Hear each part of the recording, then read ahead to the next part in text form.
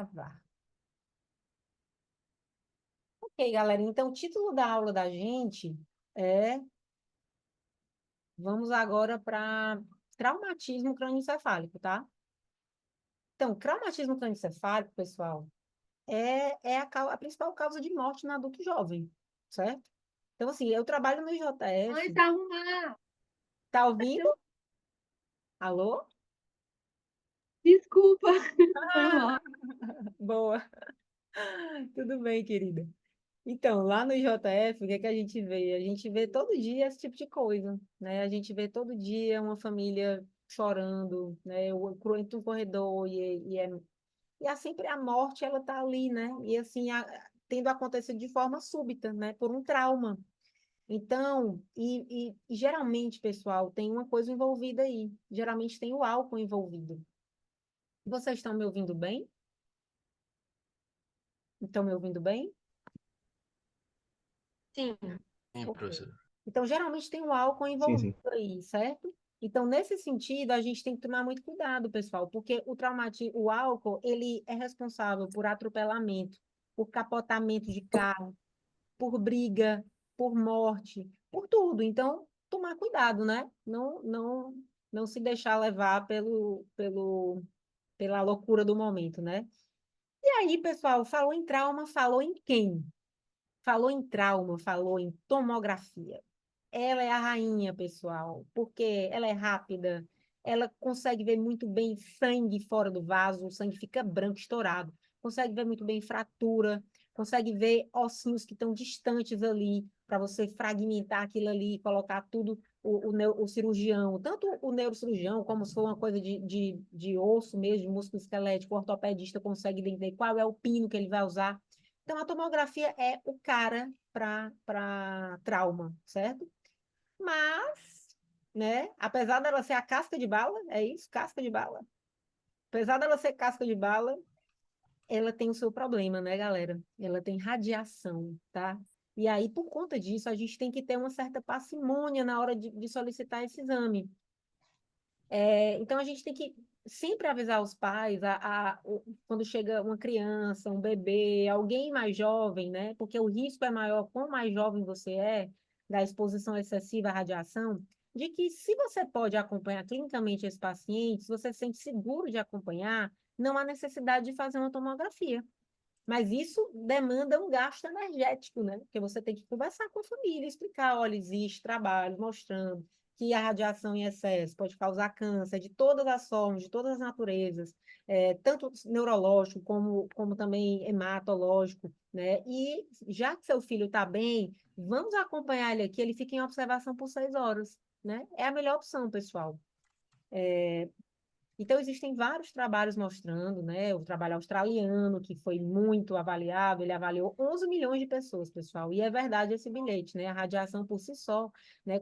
Quando você pega em número absoluto, a cada 10 casos de câncer que acontecem de 0 a 20 anos, um foi causado especificamente por conta de acúmulo de radiação, tá? Isso na Austrália, nesse estudo que foi visto, tá bom? Graças a Deus, cada vez mais as doses de radiação estão cada vez mais baixas.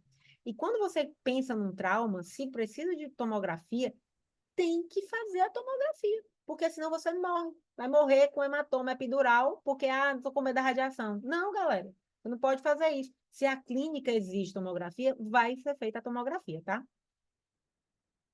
E aí, pessoal, basicamente, né, a gente tem isso aqui eu coloquei mais para vocês se guiarem, é o sangue, a gente consegue ver, geralmente é em torno de 70 unidades Hounsfield, você consegue mensurar isso com o ROI na tomografia, tá? Quando é que eu vou solicitar a tomografia pós-TC? Pessoal, isso aqui, quem escreve é Anne Osborne, que é a nossa grande papa da neuroradiologia mundial, né? Lá ela não quer correr risco. Ela coloca criança abaixo de 2 anos.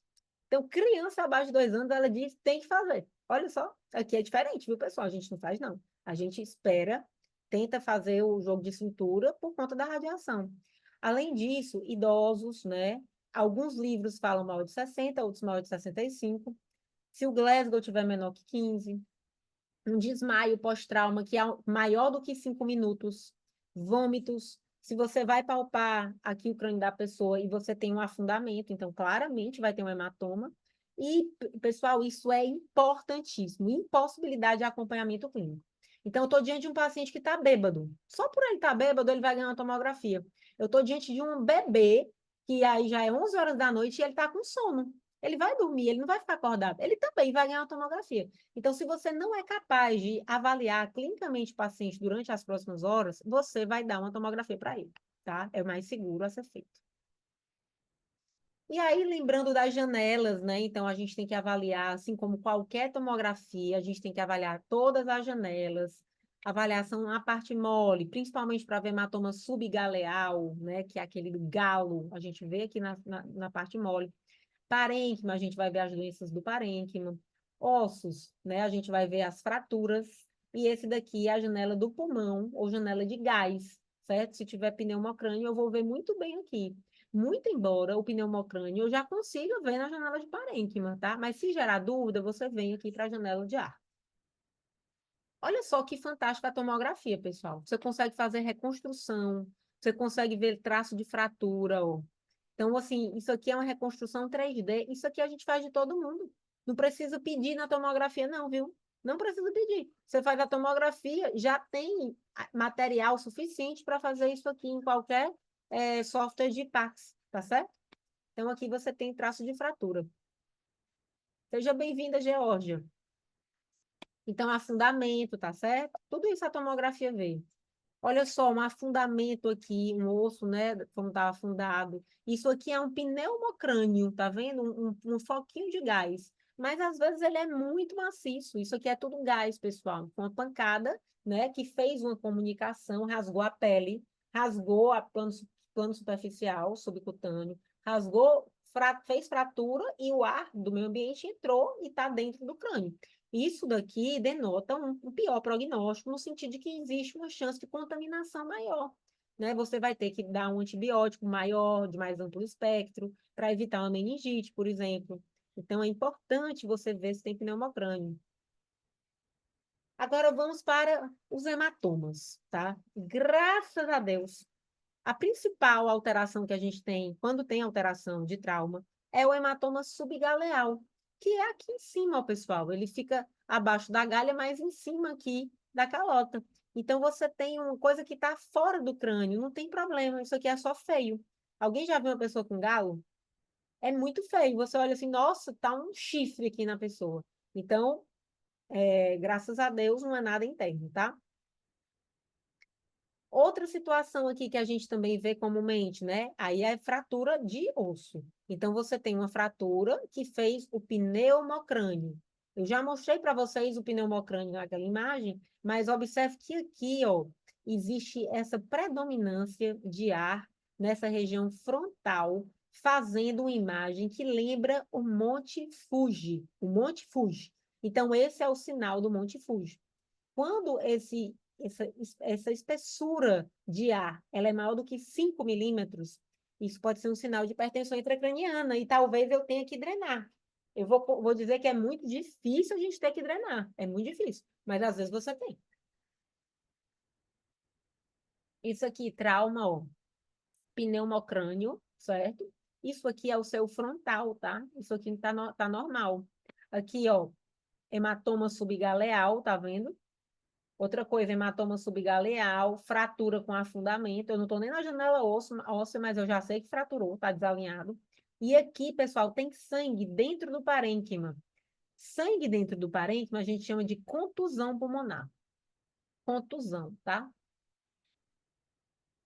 E aí, agora vamos mostrar alguns tipos de hematoma que a gente tem dentro do crânio. Literalmente é essa imagem aqui, ó. Essa imagem. Então, você pode ter, né? Quando você tem uma ruptura de vasos arteriais, você está diante de uma hematoma epidural.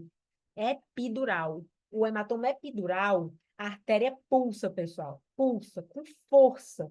Então, ela consegue empurrar o parênquima para dentro do cérebro, de forma muito nítida, fazendo uma lente biconvexa. Para empurrar isso aqui, pessoal, tem que ter força, tá? Então, lembra, a artéria é forte, ela empurra, tá? E aí, isso aqui é o hematoma epidural. cai em todas as provas de residência. Qual é a artéria envolvida? Artéria meníngea média. Cai em todas, pessoal. Todas. Impressionante. A galera não tem criatividade. Então, pergunta qual é o tipo de hematoma que tem lente biconvexa e qual é o tipo de vaso, é a artéria e a artéria meníngea média. Existe uma grande particularidade de hematomas epidurais. É a presença do intervalo lúcido. Pessoal, real isso aqui, tá? É muito comum. O paciente, ele às vezes bate a cabeça, né, no chão, onde quer que seja, tá com o acompanhante assiste que ele desmaia. Quando ele acorda, o acompanhante diz: vou te levar para o hospital, cara, tu acabou de desmaiar. Aí a pessoa diz: não, não, eu tô bem, cara, me leva para casa. E a pessoa vai indo para casa e morre, tá? Então, o hematoma epidural, por ser de artéria, é muito rápida a herniação. Então, vai ter um desvio de linha média mais rápido, formado mais rápido, com a herniação de cerebelo e, consequentemente, de bulbo. O bulbo vai ser comprimido pelo forame magre e você vai ter a parada da respiração pela compressão do centro respiratório, que está no bulbo. Outro hematoma muito comum é o subdural. O subdural, pessoal, é diferente, porque é veia. E a veia baba. A veia escorre. A veia não tem força. Ela ocupa lugar, ela só faz ocupar lugar. Então, o sangue, ele ocupa o espaço. Então, classicamente, pessoal, aqui no hematoma epidural, você vai ter o sinal do limão siciliano, tá? Enquanto que no hematoma subdural, você vai ter o sinal da banana ou da lua crescente, tá certo? E aí vamos para casos, né? Então, você está aqui diante de uma criança de 6 meses, queda da cama a 12 horas, que evolui com leve sonolência, né? E aí você vê que tem aqui, ó, um hematoma epidural, formato de limão siciliano, fratura da calota craniana. Muito grave, pessoal. Pessoal, nesta imagem tem um sinal que denota muita gravidade. É esse sinal aqui. Percebam que dentro do hematoma tem uma área preta. Estão vendo que tem uma área mais escura? Não está preta, né? Mas tá aí, tem hipodensa. Tá vendo isso aqui? Uma pessoa que não é avisada pode achar que isso aqui está acontecendo porque o sangue ele está degradando, já é um hematoma antigo, está ficando escuro. Não é por isso, pessoal. Isso aqui é o que a gente chama de sinal do redemoinho. Na verdade, a artéria está fazendo assim, ó. Está turbilhonando ali. Então, faz esse sinal que, na verdade, é um artefato de fluxo, certo? E é isso aqui, tá bom? Então, sinal do redemoinho. Isso aqui tem que operar logo. Fundamental, sempre avaliar se houve desvio das estruturas da linha média. Outro hematoma, tá vendo? Ó? Você mede, divide o crânio no meio, procura o corpo caloso, vê onde está o septo pelúceo, que é o meio que dos ventrículos, né, laterais, mede uma linha daqui para cá, vê quanto deu. Maior do que 5 milímetros, número cabalístico da neuroradiologia é 5 milímetros, pessoal. Tem herniação e tem que fazer a cirurgia o mais rápido possível, tá? Mudamos agora de hematoma. Hematoma subdural. Então, hematoma subdural, pessoal, você tem aqui, ó. Esse aqui, qual é a diferença desses dois? Esse daqui é o quê? Alguém sabe? Por que que ele é branco?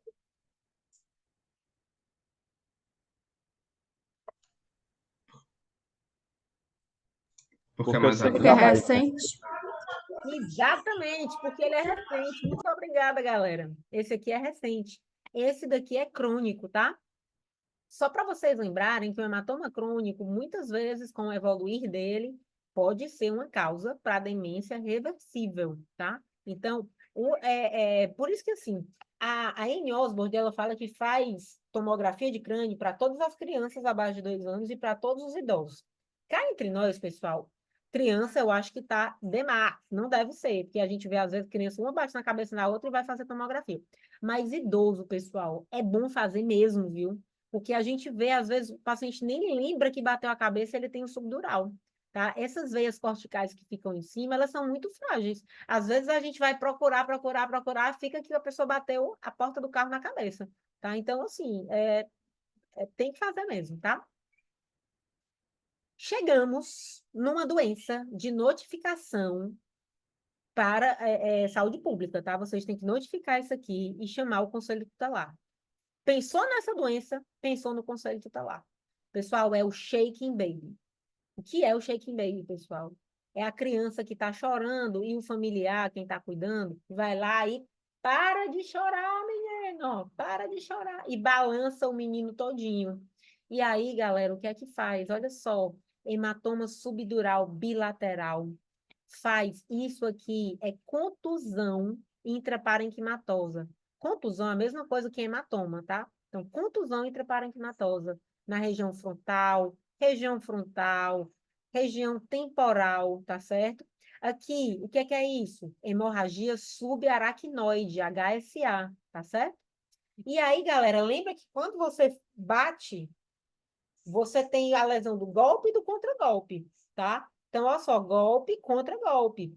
Sempre olhar, pessoal, num caso de batida, a pessoa foi uma batida de carro, por exemplo, a pessoa bateu a cabeça no guidão do carro, né? No volante.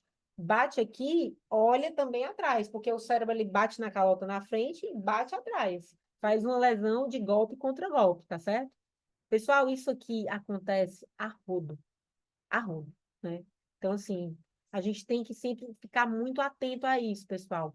É muito comum o cuidador chacoalhar a criança, e aí, na verdade, ele vai sangrar, a criança vai sangrar, e o sangue, ele irrita a meninge. Então, a criança vai sangrar, vai chorar é mais, tá certo? Outra coisa, pessoal, isso aqui vai evoluir como? Como é que vocês acham que vai evoluir isso aqui? Esse sangramento, essa contusão intraparenquimatosa.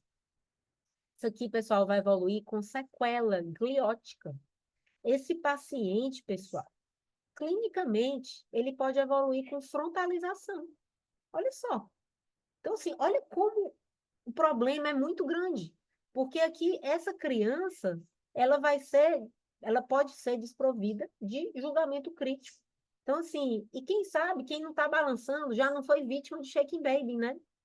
Quem sabe já não foi vítima. Já é uma coisa que passa de geração para geração, né? Então, assim, é muito complicado, pessoal. Isso aqui é notificação, chamar conselho tutelar, tá? Lesão axonal difusa. Próximo caso. Próximo caso, galera, o que a gente tem aqui? Pessoal, vocês já ouviram falar de uma pessoa, né, que estava dirigindo o carro, capotou 3 vezes, bateu no poste e entrou em coma? Entrou em coma, ficou em coma por 2 meses, 3 meses. É esse paciente, tá? Então, esse tipo de trauma é um trauma que acontece. A gente vê, no lugar que eu trabalho no JF, a gente tem demais, tá? Então, é um paciente que o SAMU traz depois de ter capotado o carro, batido no poste, e o paciente chega com Glasgow lá embaixo, né? Tem que entubar e tudo. Vai fazer a tomografia. Na hora que faz, está todo mundo esperando um baita hematoma subgaleal, uma fratura grande, uma contusão, porque foi um mecanismo de trauma muito louco, né? Teve um capotamento. Mas aí, pessoal, o exame dá normal. Quando você olha assim, caramba, o cara tá aí, o exame dá normal. Por que que ele tá normal? Ele tá entubado, né? Então, assim, primeira coisa, você vai ter que excluir exame toxicológico, né? Vai ter que ver se o cara não tá drogado, né? Não usou alguma droga e é por isso que ele tá rebaixado. Então, excluindo isso, você vai pensar em LAD.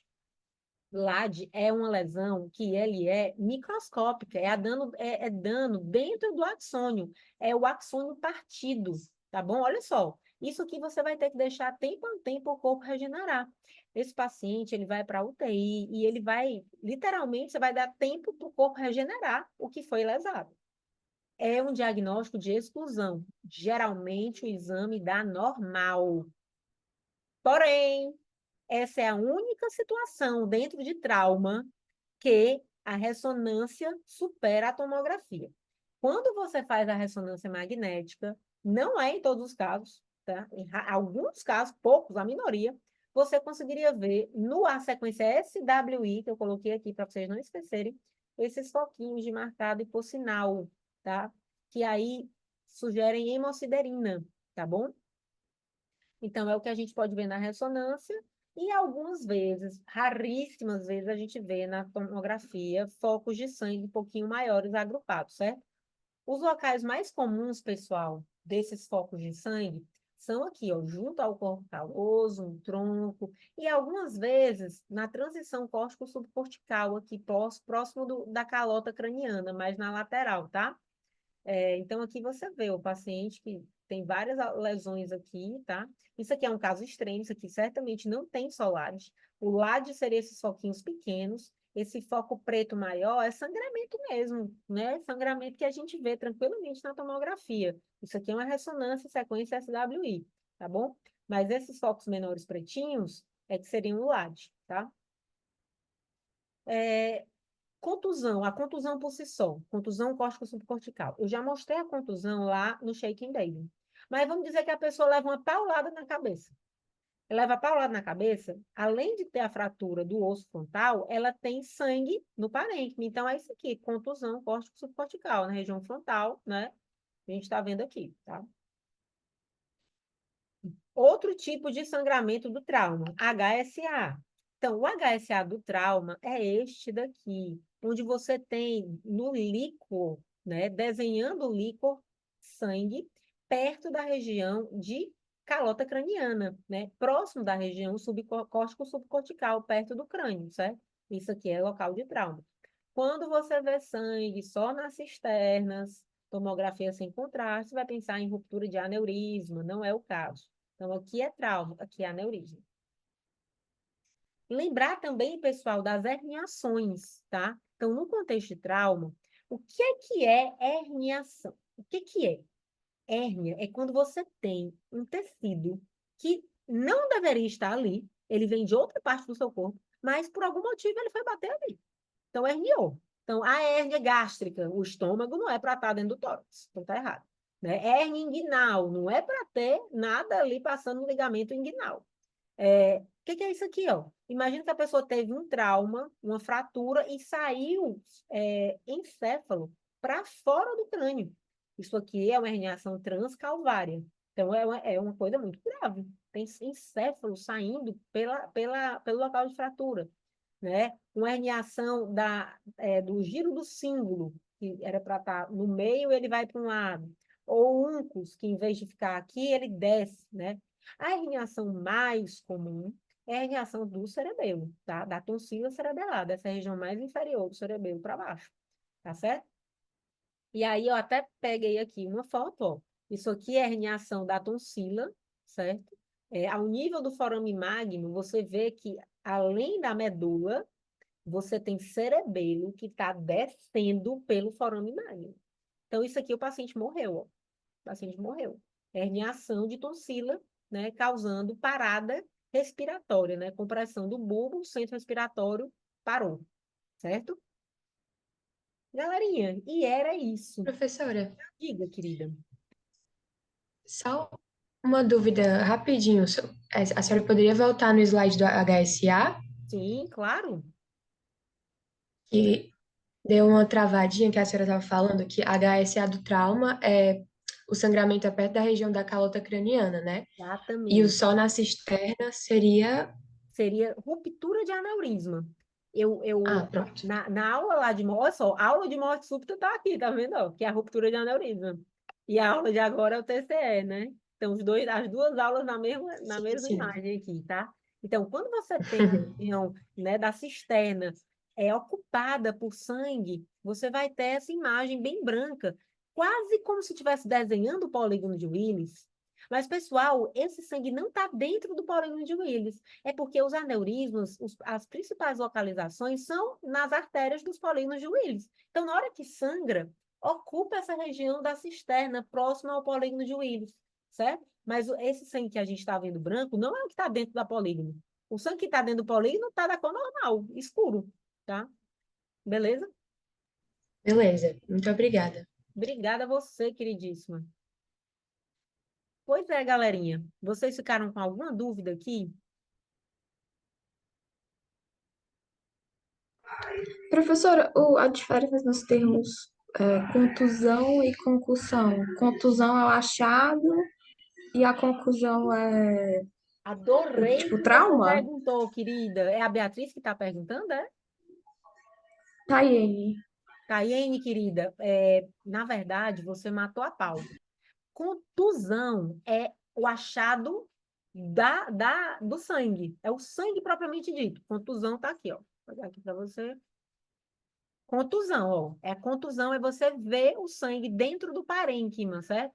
E concussão é o estado clínico de um paciente receber, de uma pessoa receber uma pancada na cabeça e desmaiar. Desmaiar. Geralmente, o que acontece com concussão? No pugilista, no boxeador, certo? O pugilista, ele tem microlades, vários lados pequenininhos. Inclusive, fica a dica para vocês assistirem um filme, se eu não me engano, é Entre Gigantes, com Will Smith. Filme muito bom, pessoal, sobre a demência de jogadores de futebol americano, porque, basicamente, quando você tem essas lesões de aceleração e desaceleração, você vai tendo LADs, e você vai tendo microsangramentos. E isso, ao longo dos anos, vai depositando e vai dificultando que os axônios eles passem informação de um lugar para outro. Então, vai acontecer a demência do pugilista, né? E aí, esse filme é excelente, pessoal, vale a pena demais, viu? Se vocês tiverem um filme bom, não é um filme assim, tarefa de casa. Não, tarefa não, um filme bom. Se estiver sem fazer nada, que é difícil, né? Todo mundo tem muita coisa para fazer, mas se estiver de bobeira, querendo ver alguma coisa na televisão, Entre Gigantes é um filme do Will Smith, acho que tem no Netflix, excelente. É justamente sobre isso, tá? Você ter esses microsangramentos aqui, ó. Isso aqui, tudo pretinho, é microsangramento, tá? E aí, o jogador de futebol americano, o tempo todo, ele tá correndo, aí vem gente e pula em cima dele, então faz uma desaceleração, né? E faz esse tipo de lesão. E aí, principalmente no boxe, você tem o fenômeno da concussão, que é o desmaio. Apagou, a pessoa desmaiou, perdeu a consciência, tá? De tanta porrada que levou, né? Claramente isso não faz bem para a saúde, né? Ok. Galerinha, mais alguma dúvida? Obrigada, professora. De nada, querida. Mais alguma dúvida, pessoal?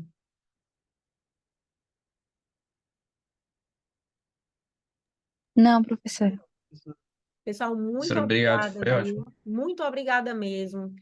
Já vou disponibilizar essa gravação lá no Ava, viu? Um beijo enorme para vocês e tudo de bom. Até a próxima aula. A próxima aula é Prof. Ju, vai dar 2. Na outra sou eu, tá? Tá certo, professora. Obrigada. Valeu. Obrigada. Tchau, tchau, pessoal. Tudo de Tchau, professora. bom. Obrigada. Obrigada, bom final de semana. Obrigada, Tchau. pessoal. Tudo de bom.